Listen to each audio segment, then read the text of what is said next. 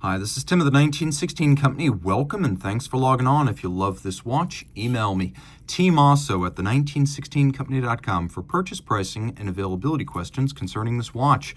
Today we discuss something launched at Baselworld 2010. Back when we still had Baselworld, Patek launched this, the 5170J-001, successor to the 5070. Patek wanted to go in a more classical direction.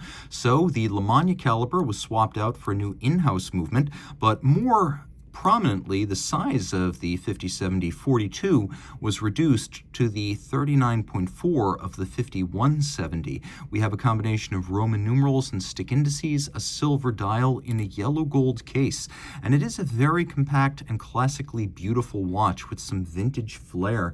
Taking a look at the timepiece, you can see 39.4 in diameter, 11.3 thick, from lug tip to lug tip, 47.4 millimeters, with a 21 millimeter spacing between the lugs.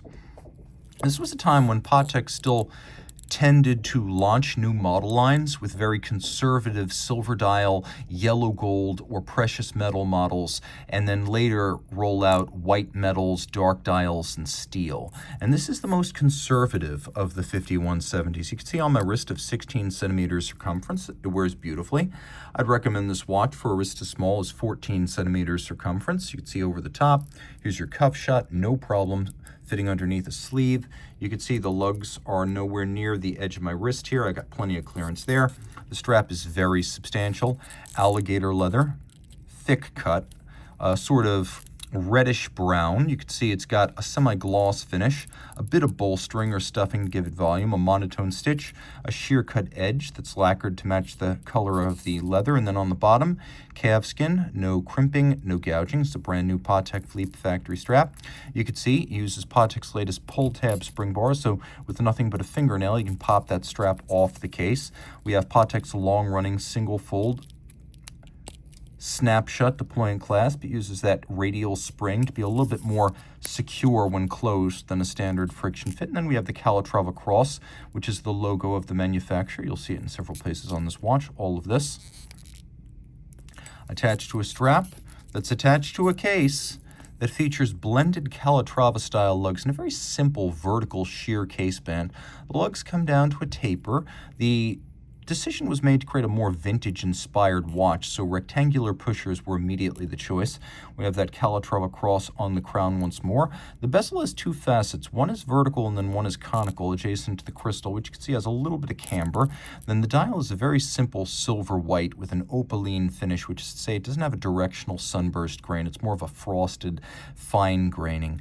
We have a pulsation scale on the dial, and the pulsation scale represents a way of measuring the pulse of a patient. So the way all that works is you put your finger on the pulse, you start the chronograph, and you stop the chronograph when you count 15 pulsations. And then whatever number the chronograph's pointing to when you hit 15 is the beat per minute of the person. Other features of the dial, you can see we have yellow gold indices, hands, as well as numerals, so those will never tarnish or oxidize. Take a look, we have these little sunken subregisters, nicely balanced on the dial. One of the characteristics of this 5170 and its 29.535 movement is that if you look at the centers of these registers, they're slightly below the cannon pinion at the center. The chronograph minutes and chronograph seconds hands are both blackened. We have baton style hour and minute hands, and then you can see that there's a scale inboard with a very vintage font for the seconds and the minutes. Same font used on the subregisters. Turn it all over. 29.535, you can see we've got a larger movement than in the past. The old Lemania was a lovely thing, but Patek needed all sorts of visual gymnastics to disguise the disparity between the size of the 5070 and its movement, whereas here you can see it's hand in glove. Power reserve goes up, manual wind, it is now 65 hours.